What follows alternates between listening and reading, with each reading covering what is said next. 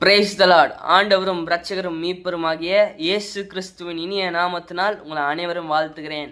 அன்பு பிரியமானவர்களே, இன்றைக்கு தேவனோட வார்த்தை அவர் சமூகத்தில் அமர்ந்திருக்க வேண்டும். ஆமென். எதற்காக அமர்ந்திருக்கணும் அப்படின்னு கேட்குறீங்களா?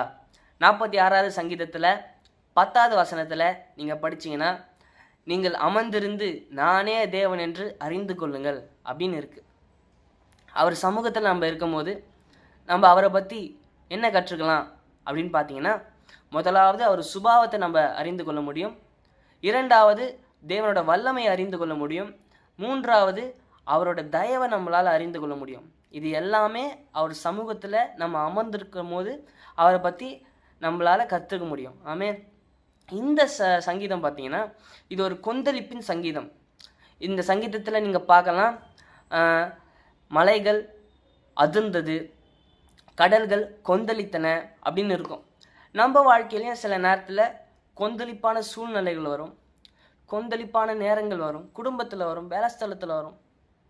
அந்த மாதிரி வர சூழ்நிலைகள், அந்த மாதிரி வர கொந்தளிப்பான நேரங்களில் நீங்கள் என்ன செய்யணும் அப்படின்னு பார்க்கும்போது, அவரோட சமூகத்தில் நம்ம அமர்ந்திருக்கணும்.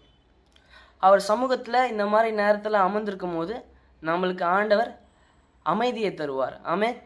அது மூலியமாக ஆண்டவர் நம்மளுக்கு உதவி செய்ய போதுமானவராக இருக்கிறார்.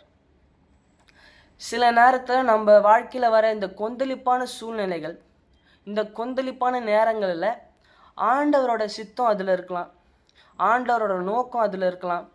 அதனால் நீங்கள் என்ன செய்யணும்னா, அமைதியாக இருந்து அவரோட சமூகத்தில் அமர்ந்திருக்கும் போது ஆண்டவர் நமக்கு உதவி செய்வார். ஆமென்.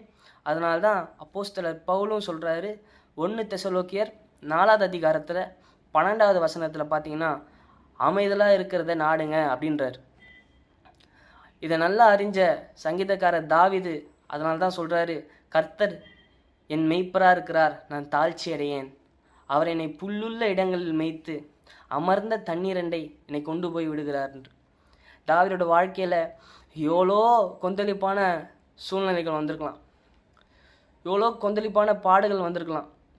ஆனால் அவர் ஒருபோதும் சோர்ந்து போகாமல் அமைதலாக இருந்து அவரோட சமூகத்தில் அமர்ந்ததுனால தான் தாவீதால் சொல்ல முடியுது, அவர் என்னை புல்லுள்ள இடங்களில் மேய்த்து அமர்ந்த தண்ணீரண்டை என்னை கொண்டு போய் விடுகிறார்.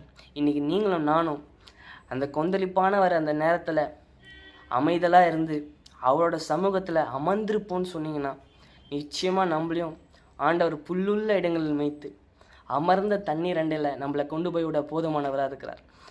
இது எதை காமிக்கிறதுனா, அவரோட நடத்துறதில் காமிக்கிறது.